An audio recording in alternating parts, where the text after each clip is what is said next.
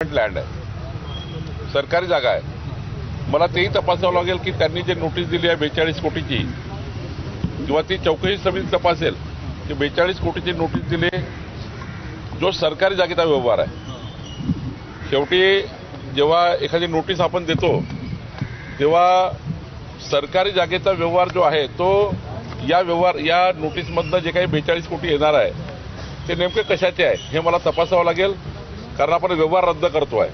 व्यवहार रद्द करताना 42 कोटी काय घ्यायचे याचे मला तपासावं लागेल आणि त्यांनी काय दिली हे चेक करावं लागेल। त्यांना आपण मुदतवाढ दिली आहे 15 दिवसांची मुदतवाढ दिली आहे। नाही, एकदा ते मुद्रांक अधिनियम केंद्राचा आहे, 1908 चा कायदा आहे। केंद्रीय मुद्रांक अधिनियम जो राज्याला लागू आहे त्याप्रमाणे ही कारवाई होतं। मला हे IGR सध्या सुट्टीवर आहे, सोमवारी मी IGRला बोलवलं आहे।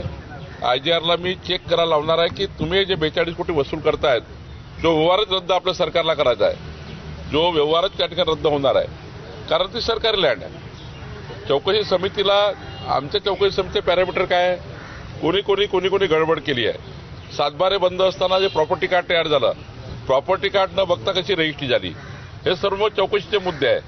चौकशीच्या मुद्द्यावर मी काही भाष्य करणार नाही, पण मात्र IGR आल्यावर मी हे चेक करेल की 42 कोटीची नोटीस दिली आहे, ती नोटीस व्यवहार रद्द करायचा आहे तरी नोटीस काय दिली हे चेक करावं लागेल। त्यांच्याकडे IGRचा जो अधिनियम आहे त्या अधिनियमाने दिली असेल तर मग पुढे जाऊ।